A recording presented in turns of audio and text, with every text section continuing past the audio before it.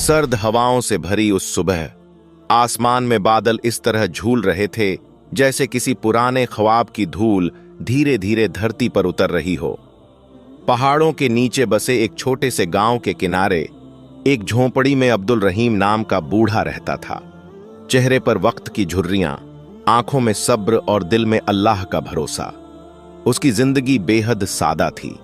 रोज सुबह नमाज के बाद वह पास के जंगल में सूखी लकड़ियां चुनने जाता, उन्हें बाजार में बेचकर 2 वक्त की रोटी का इंतजाम करता। उस दिन भी वह अल्लाह का नाम लेते हुए जंगल की तरफ चला, लेकिन उसकी रफ्तार धीमी थी। ठंडी हवा उसकी हड्डियों में उतर रही थी और आसमान से हल्की हल्की बूंदें गिरने लगी थीं।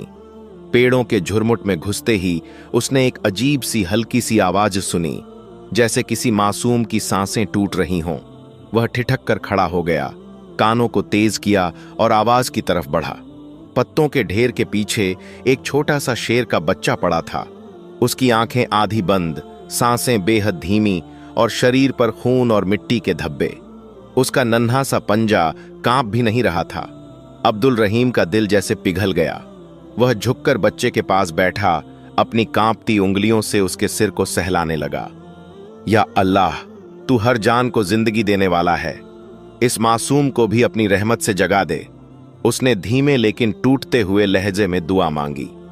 बूढ़ा जानता था कि जंगल में किसी जंगली जानवर के बच्चे को छूना खतरनाक हो सकता है, मगर उस वक्त उसके सामने बस एक बेबस जान थी जिसे छोड़ना उसके बस में नहीं था। उसने अपना पुराना ऊनी चोगा उतारा, बच्चे को उसमें लपेटा और अपने सीने से लगाकर बैठ गया ताकि उसकी ठंडी होती सांसों में थोड़ी गर्मी लौट सके। कुछ ही पलों बाद उसने बच्चे की नाक में हल्की सी हरकत देखी, जैसे किसी ने दूर से उसकी जान की डोर खींची हो। फिर धीरे धीरे उसके छोटे से पंजे में हलचल हुई और उसकी आंखें आधी खुल गईं। बूढ़े की आंखों में आंसू आ गए। शुक्र है मालिक, उसके होंठों से निकला। उसने बच्चा उठाया और सावधानी से अपनी झोंपड़ी की तरफ चल पड़ा। रास्ता लंबा था, बारिश अब तेज हो चुकी थी, लेकिन उसके दिल में एक अजीब सी रोशनी जल रही थी, जैसे उसे महसूस हो रहा हो कि आज उसकी किस्मत ने उसे किसी बड़े इम्तिहान के लिए चुना है। उस रात बूढ़ा बच्चे को आग के पास सुलाकर उसके जख्मों पर पुराने देसी नुस्खों से मरहम लगाता रहा। बच्चा कभी कभी हल्की सी गरज जैसी आवाज निकालता, लेकिन उसमें डर नहीं था, सिर्फ दर्द और थकान थी। अगले कई दिनों तक बूढ़ा उसी की देखभाल में लगा रहा। अपने हिस्से का खाना कम करके उसे दूध पिलाता, रात में उठकर उसकी सांसें देखता और हर नमाज के बाद उसके लिए दुआ करता। वक्त बीतता गया, बच्चा धीरे धीरे तंदुरुस्त होने लगा। उसकी चाल में मजबूती आ गई, आंखों में चमक लौट आई और उसकी पूंछ फुर्ती से हिलने लगी। लेकिन सबसे अजीब बात यह थी कि वह बूढ़े से बिल्कुल नहीं डरता था, बल्कि उसके आसपास ही घूमता जैसे वह उसका अपना साया हो। एक दिन जब सूरज ढल रहा था और आसमान लाल नारंगी हो गया था, बूढ़ा बाहर लकड़ियां जमा कर रहा था कि अचानक उसने देखा वो छोटा शेर का बच्चा अब पहले से कहीं बड़ा हो गया था। उसकी आंखों में वो तेज था जो जंगल के राजा में होता है, लेकिन उसके कदम बूढ़े के साथ साथ चलते थे, जैसे उसकी हिफाजत करना उसका फर्ज हो। अब्दुल रहीम ने आसमान की तरफ देखा और सोचा, या अल्लाह, शायद तूने इसे मेरी जिंदगी में किसी वजह से भेजा है। उसके दिल में अब इस जानवर के लिए सिर्फ मोहब्बत नहीं थी, बल्कि एक अजीब सा यकीन भी था कि आने वाले दिनों में ये दोनों एक दूसरे की तकदीर बदल देंगे। दूसरे दिन की सुबह जब पहाड़ों पर धूप की सुनहरी किरणें धीरे धीरे उतर रही थीं और ओस की बूंदें घास पर चमक रही थीं, अब्दुल रहीम अपनी झोंपड़ी के बाहर बैठा चाय की प्याली थामे सोच में डूबा था। सामने शेर का बच्चा, जो अब पहले से कहीं बड़ा और ताकतवर दिखने लगा था, झोंपड़ी के आसपास खेल रहा था। कभी लकड़ी के लट्ठे को पंजों से घसीटता, कभी पास के झरने तक दौड़ लगाता और फिर वापस बूढ़े के पास आकर उसकी गोद में अपना सिर रख देता। बूढ़ा उसके माथे पर हाथ फेरते हुए अल्लाह का शुक्र अदा करता, क्योंकि उसने अपनी जिंदगी में कभी सोचा भी नहीं था कि जंगल का एक जंगली जानवर उसके लिए इतनी मोहब्बत और वफादारी रखेगा।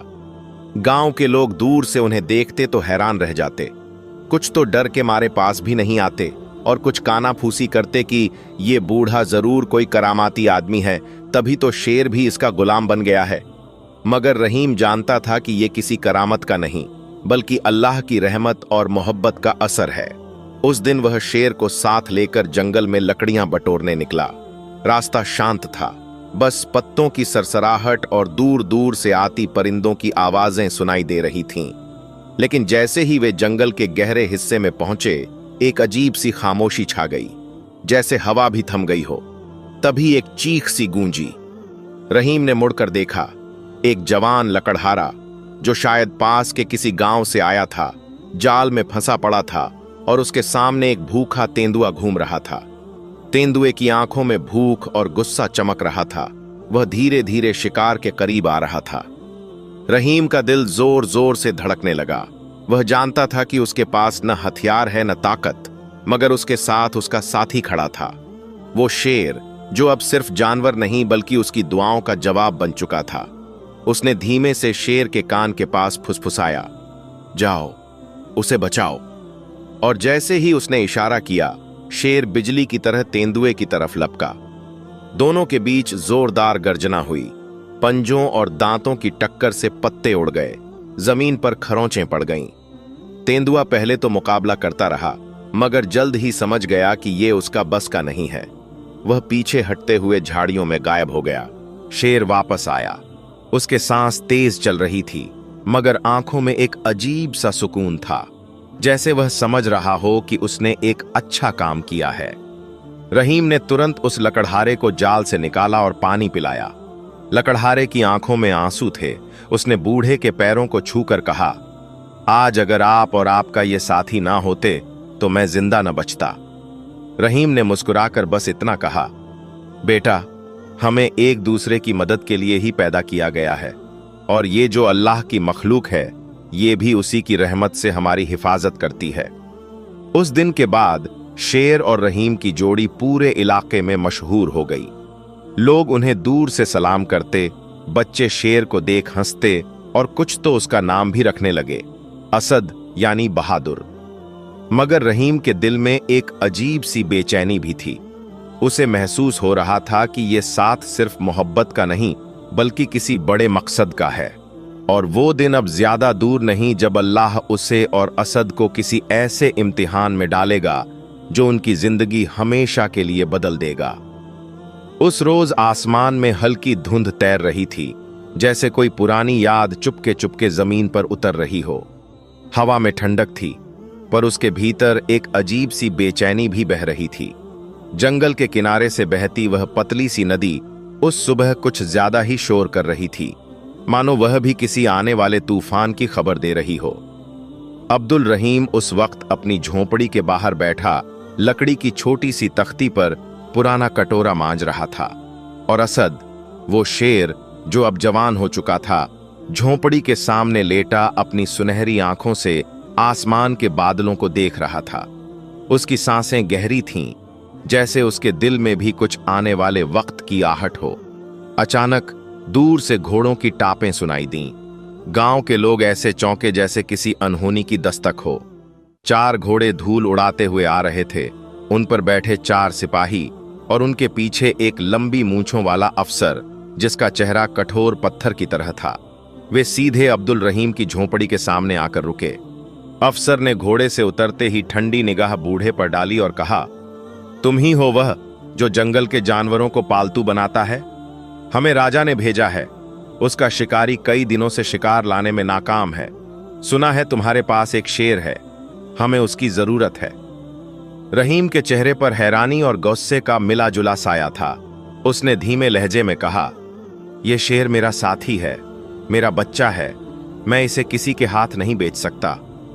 अफसर ने होंठों पर तिरस्कार भरी मुस्कान लाई और बोला, यह तुम्हारा नहीं, जंगल का है, और जंगल राजा का। उसने सिपाहियों को इशारा किया और वे आगे बढ़े। असद ने गुर्राहट की। उसकी पूंछ जमीन पर तेजी से हिलने लगी। उसकी आंखों में वह जंगली आंच थी जो सिर्फ खतरे के वक्त जलती है। एक सिपाही ने लोहे की जंजीर आगे बढ़ाई, मगर अगले ही पल असद बिजली की तरह उठा और ऐसी दहाड़ मारी कि पास के पेड़ों की पत्तियां हिल गईं। सिपाही डरकर पीछे हट गए, पर अफसर पीछे नहीं हटा।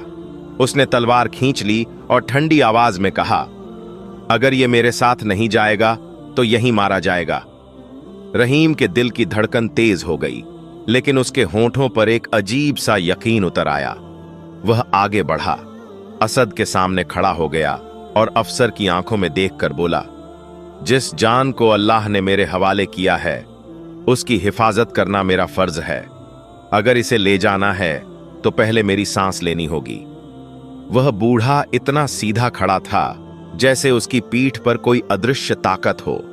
असद धीरे धीरे उसके पास आकर खड़ा हो गया, जैसे कह रहा हो, अगर ये वक्त आखिरी है तो हम साथ होंगे। उस पल हवा में अजीब सा सन्नाटा छा गया। सिपाही तलवारें ताने खड़े थे, मगर उनकी आंखों में एक पल के लिए डर उतर आया था, क्योंकि वह सिर्फ एक बूढ़े और शेर का सामना नहीं कर रहे थे, बल्कि एक ऐसे रिश्ते का जिसमें मोहब्बत, वफादारी और अल्लाह पर अटूट भरोसा था। अफसर ने तलवार जमीन पर घसीटते हुए एक कदम आगे बढ़ाया ही था कि दूर कहीं से तेज तूफानी हवाएं चलने लगीं। बादल गरजे और आसमान का रंग बदलने लगा, जैसे कोई बड़ा मोड़ बस आने ही वाला हो। अचानक आसमान इस तरह काला पड़ने लगा जैसे सूरज को किसी ने मोटे पर्दे से ढक दिया हो। तेज हवाओं के साथ रेत और पत्तों का बवंडर उठ खड़ा हुआ। पेड़ झुक झुक कर कराहने लगे और नदी का पानी उफान मारने लगा। अफसर और उसके सिपाही घबरा गए, घोड़े पीछे हटने लगे। उसी वक्त जंगल की गहराई से एक दहाड़ गूंजी, इतनी गहरी और गूंजदार कि धरती तक हिल उठी। अफसर ने तलवार को कसकर पकड़ा, मगर उसकी आंखों में डर साफ झलक रहा था। असद उस पल शेर से ज्यादा किसी रक्षक फरिश्ते जैसा लग रहा था। उसके रोंगटे खड़े थे, आंखों में आग जल रही थी और उसका शरीर बूढ़े के बिल्कुल सामने ढाल बनकर खड़ा था।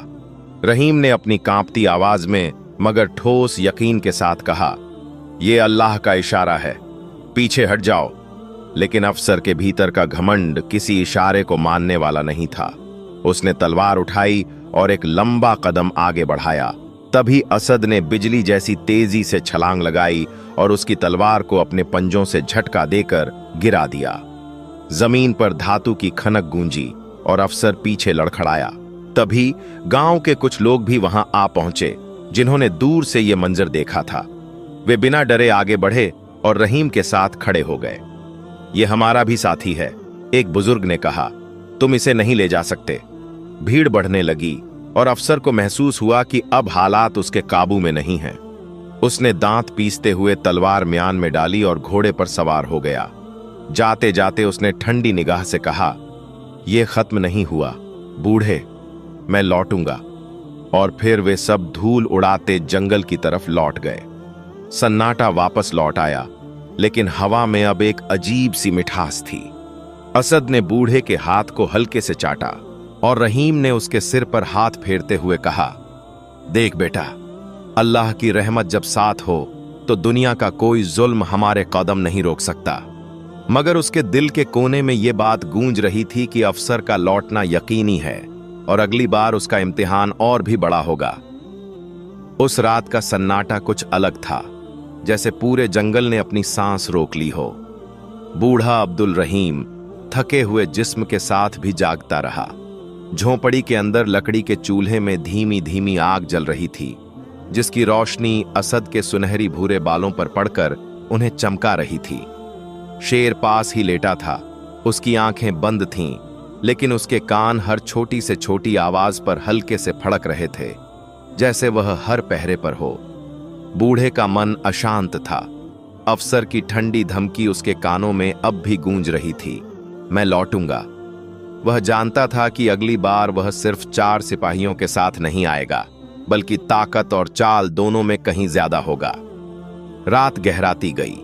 बाहर हवा में ठंड और नमी बढ़ने लगी और साथ ही एक अजीब सा डर भी जैसे जंगल की टहनियों में छुपकर सरसराने लगा। रहीम चुपचाप उठकर दरवाजे पर आया और आकाश की तरफ देखा। बादलों के बीच कहीं दूर चांद की हल्की सी झलक थी, पर उसे घेर कर काले साये मंडरा रहे थे। तभी दूर कहीं लोमड़ियों के झुंड की चीख जैसी आवाज आई और असद ने तुरंत आंखें खोल दी। वह धीरे से उठा, बूढ़े के पास आकर उसके हाथ को हल्के से छुआ, मानो कह रहा हो, मैं यहां हूं, डर मत। सुबह होते होते बूढ़ा रोज की तरह नमाज पढ़ने बैठा, मगर आज उसकी दुआ कुछ और लंबी थी। उसने सिर्फ अपने लिए या असद के लिए नहीं, बल्कि पूरे गांव के लिए रहमत मांगी। या अल्लाह, हमें इस इम्तिहान में कामयाब कर, हमें हिम्मत दे कि हम अपने कमजोर को बचा सकें और हमें मोहब्बत की राह से जुदा न कर। दुआ खत्म होते ही उसने असद के सिर पर हाथ फेरा और तय किया कि अब वक्त आ गया है कि वह अपने साथी को और भी मजबूत बनाए। उसने उसी दिन असद को जंगल के गहरे हिस्से में ले जाकर उसकी ताकत और फुर्ती को परखना शुरू किया। बूढ़ा जानता था कि असद भले ही जवान हो चुका है, मगर आने वाले समय में उसे सिर्फ ताकतवर नहीं बल्कि चतुर भी होना पड़ेगा। वे दोनों घंटों तक पेड़ों के बीच दौड़ते रहे, नदी के पास कूदते रहे और असद ने पत्थरों पर चढ़कर नीचे छलांग लगाना सीखा, ऐसे जैसे वह किसी भी खतरे में बिजली की तरह गिर सके। बीच बीच में बूढ़ा रुककर उसे पुकारता और असद दूर से उसकी आवाज पर तुरंत लौट आता। यह भरोसा, यह समझ दोनों के बीच की सबसे बड़ी ताकत थी। गांव के लोग अब खुलकर उनकी मदद करने लगे थे। कुछ बच्चे पानी और दूध लाते, औरतें दाल रोटी भेज देतीं और बूढ़ा सबको दुआएं देता। मगर वह जानता था कि यह शांति अस्थायी है। एक शाम जब सूरज पहाड़ों के पीछे डूब रहा था और आसमान नारंगी और बैंगनी रंग में नहा रहा था, एक चरवाहा हांफता हुआ गांव में आया। उसके कपड़े धूल और पसीने से भीगे थे। वह सीधा रहीम के पास भागा और बोला, बाबा, मैंने जंगल के दूसरे छोर पर उस अफसर को देखा है। वह इस बार अकेला नहीं है, उसके साथ 10 घुड़सवार हैं और उनके पास जाल, भाले और मशालें हैं। गांव में डर की लहर दौड़ गई। बच्चे अपनी माओं की गोद में छुपने लगे और मर्द एक दूसरे से फुसफुसाने लगे। कुछ ने कहा कि बूढ़े को शेर को छोड़ देना चाहिए, वरना पूरा गांव खतरे में आ जाएगा। रहीम ने उनकी आंखों में डर देखा, लेकिन उसकी अपनी आंखों में सिर्फ यकीन था। उसने शांत लहजे में कहा, अगर हम आज अपने साथी को छोड़ देंगे तो कल हमें अपनी इंसानियत छोड़नी पड़ेगी। रात होते होते बूढ़े ने असद के साथ झोंपड़ी के बाहर बैठकर आसमान की ओर देखा, तारों की चमक जैसे उनकी बात सुन रही हो। बेटा, उसने धीरे से कहा, कल शायद सबसे बड़ा इम्तिहान होगा। अगर मैं गिर जाऊं तो तू पीछे मत हटना, क्योंकि जो हक़ अल्लाह ने हमें दिया है उसे कोई छीन नहीं सकता। असद ने उसकी तरफ देखा, फिर अपने विशाल सिर को बूढ़े की गोद में रख दिया। उसकी आंखों में वादा था और उस वादे में एक अडिग मोहब्बत। दूर कहीं अंधेरे जंगल के पीछे मशालों की रोशनी धीमे धीमे आगे बढ़ रही थी और हवा में फिर वही बेचैनी लौट आई जो किसी तूफान से पहले महसूस होती है। उस रात के बाद का हर पल जैसे किसी लंबे सफर का आखिरी मोड़ बन चुका था। चांद आधा था, उसकी हल्की रोशनी काले बादलों के पीछे से कभी झांकती, कभी छुप जाती। हवा में ठंड इतनी गहरी थी कि सांस छोड़ते ही धुंध का बादल बन जाता, लेकिन उस ठंड से कहीं ज्यादा भारी थी हवा में फैली हुई बेचैनी। अब्दुल रहीम अपनी झोंपड़ी के बाहर चौकी पर बैठा था, पीठ सीधी, आंखें आधी बंद, लेकिन कान हर आहट पर चौकन्ने। असद पास ही लेटा था, मगर उसकी नींद उथली थी। हर बार जंगल के किसी कोने से टहनी टूटने की आवाज आती, वह एकदम सिर उठाकर देखने लगता। गांव पूरी तरह सोया नहीं था।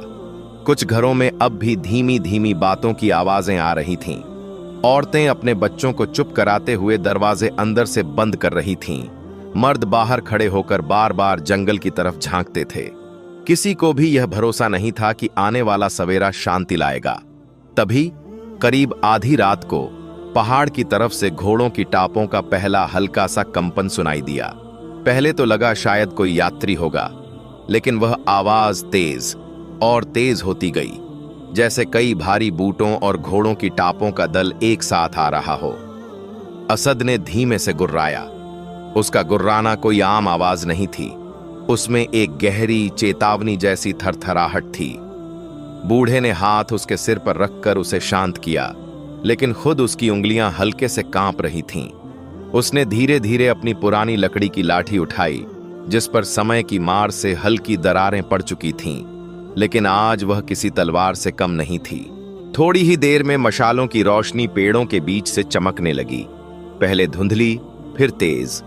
घोड़ों पर बैठे 10-12 आदमी, सभी के हाथ में भाले और जाल, और उनके बीच वही अफसर, इस बार चमड़े के कवच में, चेहरा और भी कठोर। उसने दूर से ही झोंपड़ी को देखा और होंठों पर एक तिरछी मुस्कान आई, जैसे वह जीत पहले ही तय कर चुका हो। बूढ़े, उसकी भारी आवाज जंगल की खामोशी को चीर गई। मैं कह चुका था, ये शेर अब राजा का होगा। आखिरी बार कह रहा हूं, इसे बिना झगड़े सौंप दो, वरना जो होगा उसकी जिम्मेदारी तुम्हारी होगी। गांव के कई लोग डर के मारे अपने घरों में छुप गए, लेकिन कुछ जवान और बुजुर्ग बूढ़े के पास आ खड़े हुए। उनकी आंखों में डर तो था, पर साथ में एक अजीब सी जिद भी थी। रहीम ने बिना हड़बड़ाए जवाब दिया, ये मेरी अमानत है, और अमानत में खयानत करने वाला इंसान नहीं, बेईमान कहलाता है। तुम ताकत से लेना चाहते हो तो कोशिश कर लो, लेकिन याद रखना, अल्लाह की मखलूक को जुल्म से लेने वाले की जीत कभी मुकम्मल नहीं होती। अफसर ने इशारा किया। 2 सिपाही आगे बढ़े, जाल हाथ में लेकर धीरे धीरे असद के करीब आने लगे। असद स्थिर खड़ा रहा, उसकी आंखें सिपाहियों की आंखों में जमी हुई थीं, जैसे शिकार नहीं, शिकारी को परख रहा हो। फिर अचानक उसने ऐसी दहाड़ मारी कि आसपास के पेड़ों की शाखें कांप उठीं। उस एक दहाड़ में इतनी ताकत थी कि पास खड़े एक घोड़े ने उछलकर पीछे कदम लिया। बूढ़े ने उसी पल अपने साथ खड़े गांव वालों को इशारा किया। कुछ ने पत्थर उठाकर सिपाहियों की तरफ फेंके, तो कुछ ने मशालें हवा में लहराईं। अंधेरे में आग और पत्थरों के बीच अफरा तफरी मच गई। अफसर ने गुस्से में तलवार खींची और घोड़े से कूदकर सीधा बूढ़े की तरफ बढ़ा। वह बूढ़ा, जो उम्र में झुका हुआ था, मगर उस वक्त सीधा खड़ा था, जैसे खुद वक्त ने उसे संभाल लिया हो। असद ने बिजली जैसी फुर्ती से छलांग लगाई और अफसर और बूढ़े के बीच आकर खड़ा हो गया। उसकी आंखों में अब सिर्फ चेतावनी नहीं, बल्कि हमला करने का इरादा था। अफसर ने तलवार घुमाई, लेकिन असद ने पंजों से इतनी तेजी से वार रोका कि चिंगारियां उड़ गईं। अगले ही पल उसने अपनी ताकत से अफसर को पीछे धकेल दिया। लड़ाई अब खुलकर शुरू हो चुकी थी। गांव वाले पत्थरों और लाठियों से, सिपाही तलवारों और भालों से, और बीच में असद अपने पूरे जोश के साथ, हर वार को रोकते हुए, हर हमलावर को पीछे धकेलते हुए। चूल्हों और मशालों की रोशनी में धूल और धुआं मिलकर ऐसा मंजर बना रहे थे जैसे यह कोई पुराने जमाने का युद्ध हो। लेकिन अफसर अभी भी हार मानने को तैयार नहीं था। उसने पीछे हटकर 2 सिपाहियों को इशारा किया, जिन्होंने एक भारी लोहे का जाल उठाया और तेजी से असद की तरफ बढ़े। यह देख बूढ़े ने अपने सारे जोर से चिल्लाकर कहा, असद! वह पुकार किसी आदेश से ज्यादा दुआ थी। असद ने पीछे मुड़कर उसकी ओर देखा, और उसी पल, जैसे किसी अदृश्य ताकत ने उसे और तेज कर दिया हो, वह जाल के ठीक पहले दाहिनी तरफ छलांग लगा गया। जाल खाली गिरा और असद ने पलटकर दोनों सिपाहियों को गिरा दिया। अफसर अब सच में बौखला चुका था। उसने एक आखिरी वार करने की तैयारी की, लेकिन तभी दूर से एक गहरी धीमी गर्जना सुनाई दी, जंगल की और गहराई से। यह आवाज असद की नहीं थी। सबकी निगाहें अंधेरे में गईं और वहां से 2 और बड़े शेर निकलकर रोशनी में आए। उनकी आंखें असद की आंखों जैसी चमक रही थीं। जंगल की गहराई से निकलते वो 2 शेर ऐसे आ रहे थे जैसे धरती के सीने से फटकर कोई प्राचीन ताकत बाहर आ गई हो। उनके पंजों की थाप भारी थी, सांसों की आवाज रात की खामोशी को चीर रही थी, और आंखों में वैसा ही तेज था जैसा असद की आंखों में, मानो खून से नहीं, मोहब्बत और वफादारी से रिश्ता जुड़ा हो। गांव वाले हैरत से उन्हें देख रहे थे और सिपाहियों के चेहरों से रंग उड़ चुका था। अफसर ने तलवार को कसकर पकड़ा, मगर उसके हाथ हल्के हल्के कांपने लगे। यह नजारा किसी को भी पस्त कर सकता था। 3 शेर, जिनमें से एक इंसानों के बीच पला, बाकी 2 जंगल की आजादी से। असद उन दोनों के बीच जाकर खड़ा हो गया। उनके बीच एक पल के लिए निगाहें मिलीं और बिना कोई आवाज किए एक गहरा समझौता हो गया। आज की लड़ाई सिर्फ बूढ़े की अमानत के लिए नहीं, बल्कि हर उस जुल्म के खिलाफ है जो ताकत के नाम पर किया जाता है। अफसर ने चिल्लाकर अपने सिपाहियों को आगे बढ़ने का आदेश दिया, लेकिन कई पीछे हट गए। कुछ के हथियार हाथ से छूट गए, कुछ ने मशालें जमीन पर गिरा दीं। उनके दिलों में डर उतर चुका था, क्योंकि सामने सिर्फ दहाड़ते शेर नहीं थे, बल्कि उनके पीछे खड़े गांव वाले भी थे, जो अब पीछे हटने वाले नहीं थे। अचानक अफसर ने खुद ही हमला करने का फैसला किया। वह तलवार घुमाता हुआ असद की तरफ बढ़ा, लेकिन इसी पल दाहिनी तरफ से आए दूसरे शेर ने तेजी से झपट्टा मारा और उसके हाथ से तलवार छीनकर दूर फेंक दी। अफसर गिरते गिरते बचा, मगर उसके माथे पर पसीना साफ दिखने लगा। असद ने एक कदम आगे बढ़कर उसके चारों तरफ घूमना शुरू किया और बाकी दो शेर दाएं बाएं से घेरने लगे। यह शिकार नहीं था, यह चेतावनी थी जिसे अफसर की आंखें पड़ चुकी थीं। गांव के बुजुर्ग आगे बढ़े। उनमें से एक, जिसने सालों पहले अपने बेटे को जंगल में खो दिया था, अफसर के सामने खड़ा हुआ और कहा, यह अल्लाह की मखलूक है और जो अल्लाह की अमानत छीनता है उसका अंजाम हमेशा शर्मनाक होता है।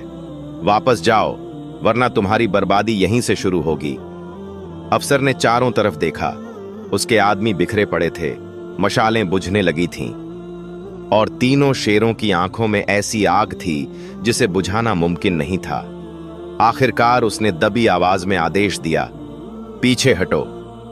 उसकी आवाज में अब वो घमंड नहीं था जो पहले था, अब उसमें थकान और हार का बोझ था। सिपाही घोड़ों पर चढ़ने लगे और धीरे धीरे वह दल उसी धूल भरे रास्ते से वापस चला गया जिससे आया था। जैसे ही उनकी परछाइयां जंगल में गुम हुईं, गांव में सन्नाटा टूटा। बच्चे बाहर निकल आए, औरतों ने राहत की सांस ली। बूढ़ा अब्दुल रहीम वहीं खड़ा रहा, उसकी आंखें भीग चुकी थीं। उसने असद और उसके साथ आए दोनों शेरों को देखा। तुम दोनों, अल्लाह ने तुम्हें भेजा है ना? उसने धीमे से कहा। दोनों शेर बिना आवाज किए सिर झुकाकर जैसे उसकी बात मान गए और फिर जंगल की ओर लौट गए। असद पास ही खड़ा रहा और अपने विशाल सिर को बूढ़े के कंधे से सटा दिया। उस रात बूढ़ा और गांव वाले आग के चारों तरफ बैठे देर तक बातें करते रहे। आसमान साफ हो चुका था, तारों की रोशनी जमीन पर बिखरी थी और हवा में एक मीठी ठंडक थी। बूढ़े ने सबको देखा और कहा, देखो, रहमत सिर्फ इंसानों पर नहीं, हर मखलूक पर उतरती है। जो उसे समझ लेता है, उसके साथ दुनिया की हर ताकत खड़ी हो जाती है। गांव के लोग देर तक उसकी बात सुनते रहे और उनके दिलों में डर की जगह अब यकीन ने घर कर लिया था। उस रात गांव में जैसे एक लंबा भारी सन्नाटा उतर आया था।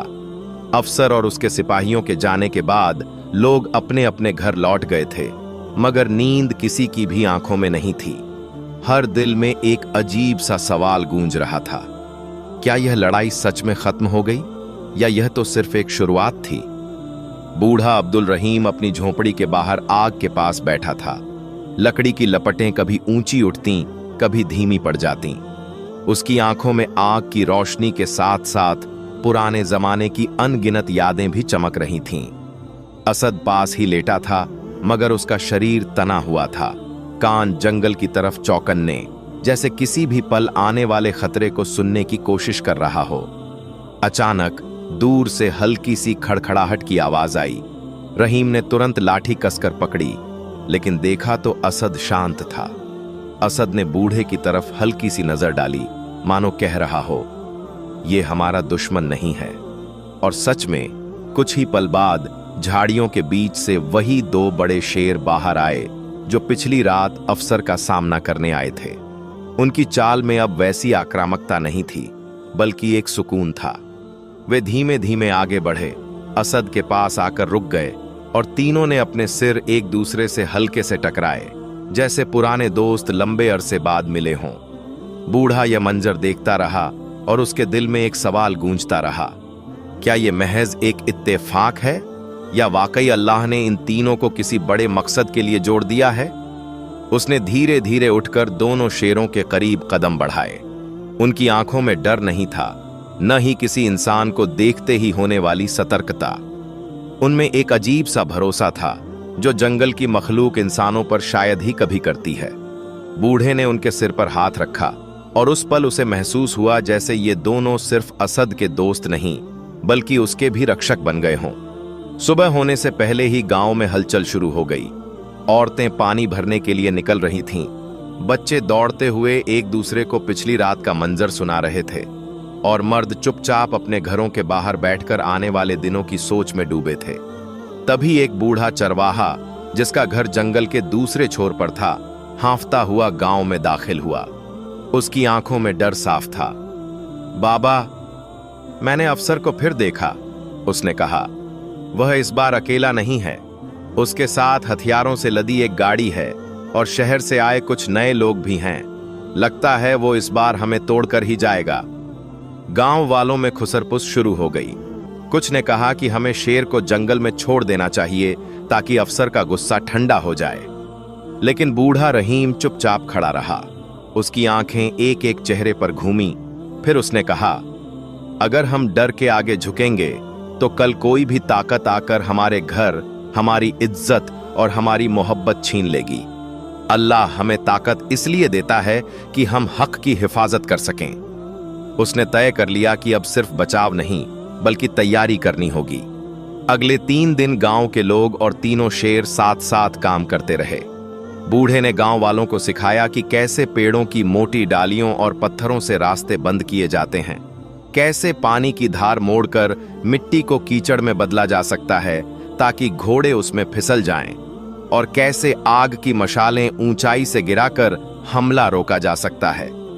बच्चे पानी और पत्थर जमा करते और औरतें खाने का सामान बांधकर रखतीं। इन 3 दिनों में असद और उसके दोनों साथी शेर गांव में ऐसे घुल मिल गए थे जैसे यह उनका अपना कुनबा हो।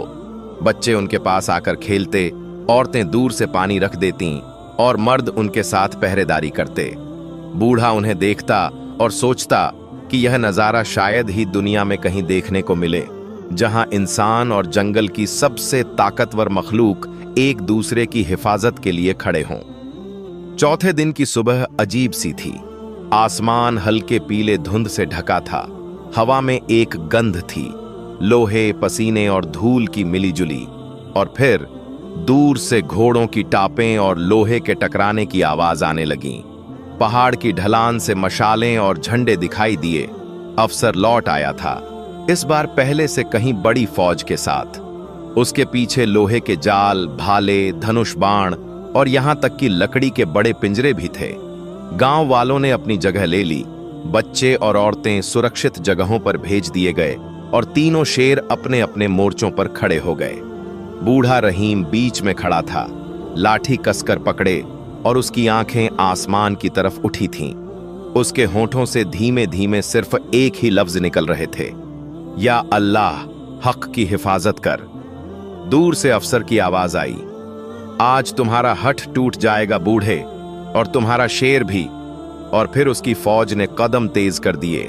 धरती हिलने लगी और हवा में युद्ध की पहली हलचल फैल गई। धरती की कंपन अब और तेज हो गई थी, जैसे पहाड़ खुद अपनी नींव में कांप रहे हों। अफसर की फौज की टापें, लोहे की झंकार और मशालों की लपटें हवा को चीरती हुई नजदीक आ रही थीं। गांव के ऊपर बैठे पक्षियों का पूरा झुंड एक साथ उड़ान भर गया। आसमान में उनकी काली परछाई ऐसे फैली जैसे किसी अशुभ साये ने उजाले पर कब्जा कर लिया हो। बूढ़ा अब्दुल रहीम बीच चौपाल में खड़ा था। उसके चारों तरफ गांव के मर्द और जवान सभी अपनी अपनी जगह संभाले। बच्चों और औरतों को पहले ही पीछे के पहाड़ी रास्ते से सुरक्षित जगह भेज दिया गया था, लेकिन उनकी आंखों में अब भी खिड़कियों के पीछे से डर और उम्मीद एक साथ झांक रहे थे। असद सामने खड़ा था, उसकी सुनहरी आंखों में आग थी, और दोनों साथी शेर दाएं बाएं ऐसे खड़े थे जैसे कोई अदृश्य सीमा बना दी हो। हवा में अब भी बारूद और लोहे की गंध तैर रही थी। अफसर की फौज गांव के किनारे आकर रुक गई। इस बार उनके चेहरों पर कोई हिचकिचाहट नहीं थी। ये युद्ध का इरादा लेकर आए थे। अफसर घोड़े से उतरा, तलवार खींचकर ऊंची आवाज में बोला, बूढ़े, अब आखिरी बार कह रहा हूं, ये जानवर मेरे हवाले कर दो, वरना यहां सिर्फ खून बचे। रहीम ने लाठी मजबूती से जमीन पर टिकाई। उसकी आंखें सीधी अफसर की आंखों में। उसकी आवाज ठंडी थी, मगर उसमें ऐसा वजन था कि पीछे खड़े गांव वाले भी सीना तान कर खड़े हो गए। जो अमानत अल्लाह ने मुझे दी है उसे मैं किसी जालिम को नहीं सौंपूंगा। अगर खून बहेगा तो पहले मेरा। अफसर ने हाथ घुमाकर इशारा किया और उसकी फौज 3 तरफ से गांव की ओर बढ़ने लगी। जैसे ही वे दलदल की तरफ पहुंचे, गांव वालों ने छुपी हुई मिट्टी की नालियां खोल दी। पानी तेजी से बहकर मिट्टी को कीचड़ में बदलने लगा और कई घोड़े फिसलकर गिर पड़े। पीछे से तीर चलने लगे, लेकिन गांव वालों ने ऊंची जगहों से ढालें और लकड़ी की मोटी पट्टियां तानकर तीरों को रोक दिया। इसी अफरा तफरी में अफसर ने अपने 5 सबसे ताकतवर सिपाहियों को लोहे का भारी जाल लेकर असद पर हमला करने भेजा। असद ने पहले पीछे हटने का दिखावा किया, फिर अचानक पूरी ताकत से आगे छलांग लगाई और जाल पकड़ने वाले 2 सिपाहियों को जमीन पर गिरा दिया। बाकी 3 पर दोनों साथी शेर टूट पड़े। उनके पंजों और दहाड़ की आवाज ने बाकी फौज के दिल में डर भर दिया, लेकिन अफसर ने पीछे हटना मंजूर नहीं किया। वह खुद तलवार लेकर असद की तरफ बढ़ा। यह देख बूढ़ा भी उसकी राह में आ गया। अफसर ने ताना मारा, बूढ़े, तेरा हौसला तेरी मौत बन जाएगा, और उसने वार किया। रहीम ने लाठी से पहला वार रोक लिया, मगर दूसरे वार में तलवार की धार ने उसकी लाठी को बीच से चीर दिया। बूढ़ा पीछे लड़खड़ाया, लेकिन गिरा नहीं। उसकी आंखों में अभी भी डर नहीं था। उसी पल असद ने ऐसी गूंजदार दहाड़ मारी कि अफसर ठिठक गया। असद ने अपनी पूरी ताकत से छलांग लगाई और अपने पंजों से अफसर की तलवार को दूर फेंक दिया। अफसर जमीन पर गिरा और उसके ऊपर असद की छाया एक पहाड़ की तरह पसर गई। अफसर की सांसें तेज हो गईं। शायद उसने पहली बार मौत को इतने करीब महसूस किया। गांव वाले अब चारों तरफ से अफसर की फौज को घेर चुके थे। बहुत से सिपाही हथियार डालकर पीछे हट गए। कुछ ने मौके का फायदा उठाकर भागना शुरू कर दिया। अफसर अकेला पड़ चुका था। बूढ़ा धीरे धीरे उसके पास आया और ठंडी मगर भारी आवाज में कहा, जुल्म का अंजाम देख ले। ये मखलूक तुझसे ताकत में बड़ी है, पर तुझ पर वार करने से पहले मेरी इजाजत ले रही है। अल्लाह की रहमत सिर्फ उन्हीं पर उतरती है जो उसके बनाए हक का मान रखते हैं। असद ने अफसर को वहीं छोड़ दिया और पीछे हटकर बूढ़े के पास आकर खड़ा हो गया। अफसर ने शर्म और डर के मिले जुले भाव से जमीन की तरफ देखा, फिर धीरे धीरे उठकर बिना एक शब्द बोले अपने घोड़े पर चढ़ा और बाकी बचे सिपाहियों के साथ अंधेरे में गायब हो गया। उसके जाते ही गांव में ऐसी खामोशी छा गई कि सिर्फ जलते चूल्हों की लकड़ियों की चटक सुनाई दे रही थी। बूढ़ा वहीं खड़ा आसमान की ओर देख रहा था। सितारों की रोशनी अब साफ थी, बादल छंट चुके थे। उसने धीरे से कहा, या अल्लाह, तूने एक बार फिर अपने बंदों की इज्जत रखी। और गांव वाले एक एक करके असद के पास आए और उसके सिर पर हाथ फेरकर उसे अपना रक्षक मानने लगे। अफसर की हार के बाद गांव में कुछ दिनों तक एक अजीब सी शांति छा गई। लोग खुले आंगन में बैठकर बातें करने लगे, बच्चे बिना डर के चौपाल में खेलने लगे और रात को घरों के दरवाजे आधे खुले रह जाते। असद अब पूरे गांव का हिस्सा बन चुका था। कभी वह खेतों के किनारे लेटकर मवेशियों की रखवाली करता, कभी बच्चों के पीछे पीछे दौड़ लगाता और कभी बूढ़े अब्दुल रहीम के साथ जंगल में लकड़ियां बटोरता। मगर बूढ़ा जानता था कि जिंदगी का इम्तिहान सिर्फ तलवार और ताकत से नहीं, बल्कि कभी कभी चालाकी और फरेब से भी लिया जाता है। एक शाम जब सूरज डूबने को था और आसमान लाल नारंगी रंग में रंगा हुआ था, गांव में एक अजनबी दाखिल हुआ। कपड़ों से वह साधारण मुसाफिर लगता था, मगर उसकी चाल में एक अजीब सा सुकून और आंखों में हल्की सी बेचैनी थी। उसने गांव वालों से पानी मांगा और फिर धीरे धीरे बातचीत करते हुए असद और रहीम के बारे में सवाल पूछने लगा। रहीम ने उसे बैठाया, खाना खिलाया और उसके सफर के बारे में पूछा। वह मुस्कुराकर बोला, मैं दूर के शहर से आया हूं। सुना है यहां एक शेर इंसानों के बीच रहता है और उसे कोई नुकसान नहीं पहुंचा सकता। मैंने सोचा अपनी आंखों से देख लूं।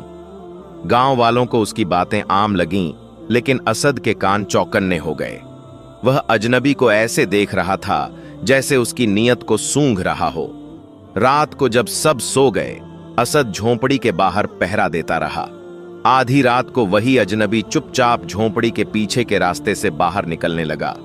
उसके हाथ में एक लंबा लकड़ी का डंडा था, जिसके सिरे पर लोहे का हुक लगा था, जैसा शिकारी जानवर पकड़ने के लिए इस्तेमाल करते हैं। असद ने बिना आवाज किए उसका पीछा किया। अजनबी सीधा जंगल की ओर बढ़ा और वहां पहुंचकर उसने एक ऊंचे पेड़ के पीछे छुपा एक और आदमी से इशारा किया। वे दोनों धीमी आवाज में कह रहे थे, राजा को बताना होगा, ये शेर अब आसानी से पकड़ा जा सकता है। अगली बार हम लोग रात को आएंगे। असद ने यह सब सुना और धीमे कदमों से वापस लौटा। सुबह होते ही वह बूढ़े के पास आया और जैसे हमेशा करता था, इस बार उसने उसके हाथ को नहीं चाटा बल्कि सीधे आंखों में देखा, एक गहरी चेतावनी भरी नजर से। रहीम समझ गया कि कुछ गड़बड़ है। उसने गांव के 2 भरोसेमंद जवानों को बुलाया और रात की पूरी घटना सुनी। उस शाम को एक योजना बनी। अगले दिन जब अजनबी गांव से जाने लगा, गांव वालों ने उसे रास्ते तक छोड़ा। वह मुस्कुराकर अलविदा कह रहा था, लेकिन किसी को पता नहीं था कि उसके पीछे पीछे 2 जवान छाया की तरह चल रहे हैं। उन्होंने उसे और उसके साथी को जंगल में पकड़ा और राजा को भेजे जाने वाला उसका लिखा हुआ खत बरामद किया। सच सामने आते ही गांव वालों में फिर एक बार जोश और एकता की लहर दौड़ गई। बूढ़े ने सबके सामने कहा, देखो, कभी कभी दुश्मन तलवार से नहीं, मीठी जबान से आता है। ताकत हमें बचा सकती है, मगर अक्ल हमें धोखे से बचाती है। उसके बाद असद और उसके दोनों साथी शेर गांव के आसपास के जंगलों में रहने लगे, मगर हर शाम वे वापस आकर गांव में घूमते, बच्चों के साथ खेलते और बूढ़े के दरवाजे के पास बैठते। रहीम के दिल में अब कोई डर नहीं था, क्योंकि वह जानता था कि अल्लाह की रहमत ने उसे सिर्फ एक साथी नहीं, बल्कि एक ऐसा परिवार दिया है जो खून से नहीं, बल्कि मोहब्बत और वफादारी से जुड़ा है। उस आखिरी शाम, जब सूरज पहाड़ों के पीछे डूब रहा था और आकाश में सुनहरी किरणें बिखर रही थीं, बूढ़ा चौपाल में बैठकर गांव वालों को देख रहा था। उसके पास बैठा असद आसमान की तरफ देख रहा था, मानो वह भी उस सुकून को महसूस कर रहा हो। बूढ़े ने मुस्कुराते हुए कहा, शायद यही असली जीत है, जब डर की जगह भरोसा और नफरत की जगह मोहब्बत आ जाए। प्यारे दोस्तों, इस कहानी ने हमें यह सबक दिया कि अल्लाह की रहमत हर मखलूक में जिंदा है, चाहे वह इंसान हो या जानवर।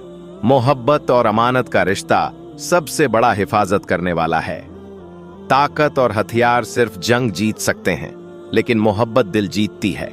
अगर हम मोहब्बत और हक पर अडिग रहें, तो कोई ताकत हमें हरा नहीं सकती। और अगर आपको हमारी ये कहानी पसंद आई हो, तो हमारे चैनल MR मिस्टर वॉइस को जरूर सब्सक्राइब करें, ताकि ऐसी और कहानियां आप तक पहुंचती रहें।